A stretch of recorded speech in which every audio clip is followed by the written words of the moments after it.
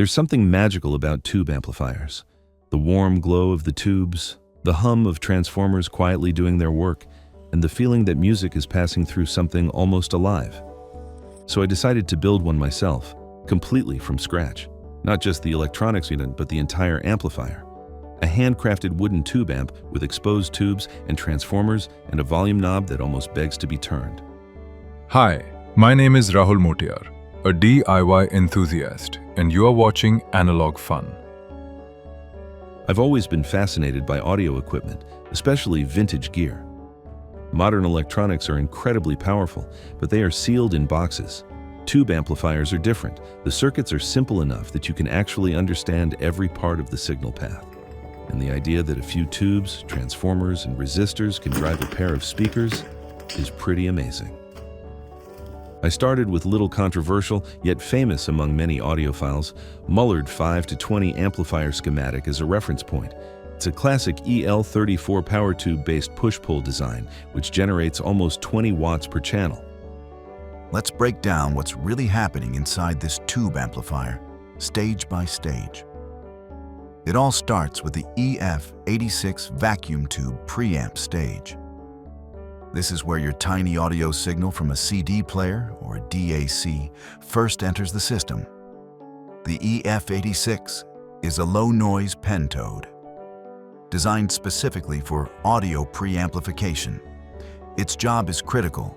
It takes a very weak input signal and amplifies it cleanly, while preserving all the subtle details and character of the sound. Next, the signal moves into the ECC83 vacuum tube phase splitter stage. Now things get interesting. The ECC83, also known as a 12AX7, splits the signal into two mirror image, one normal, one inverted. Why? That brings us to the heart of the amplifier, the push-pull power stage using EL34 vacuum tubes. Here, each EL34 handles one half of the waveform. One tube amplifies the positive side, the other handles the negative side. Together, they recombine to produce a powerful, full-bodied output. This push-pull design improves efficiency, increases output power, and keeps distortion to a minimum. Finally, the signal reaches the output transformer stage. Tube amplifiers operate at high voltages and low current, but your speakers need the opposite, low voltage and higher current. The output transformer performs this crucial impedance matching. It converts the amplified signal into a form that your speakers can actually use, while also isolating and protecting the circuit. And that's the journey. From a tiny input signal to a rich, room-filling sound. Put two of these together and you've built a true stereo tube amplifier. The chassis is repurposed from an old digital video recorder. I hand-drilled the required holes and crafted a 2-inch solid wood platform, hand-sanded to a smooth, naturally polished finish. Unlike most tube amplifiers, which favor metal chassis, I wanted this one to feel warmer, more inviting and closer to a piece of furniture than just electronics. Inside the amplifier, everything is wired point to point. There are no printed circuit boards. Tube amplifiers operate at very high DC voltages. This one works at 450 volts DC.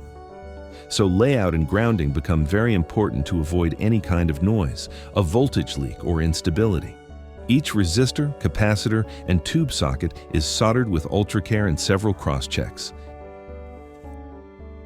Tube amplifiers rely heavily on their transformers, so choosing the right ones was important.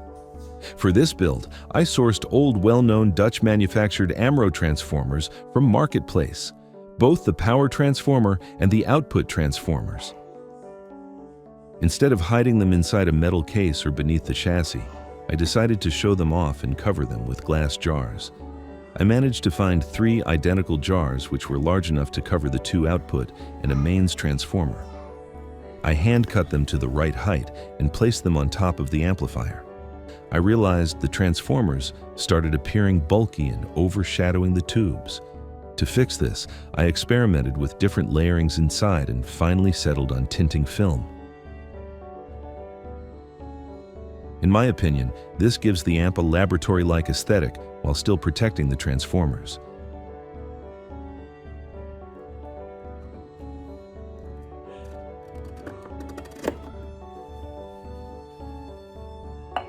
Now, the glass is just enough transparent to see the components while giving the amp a premium, refined look.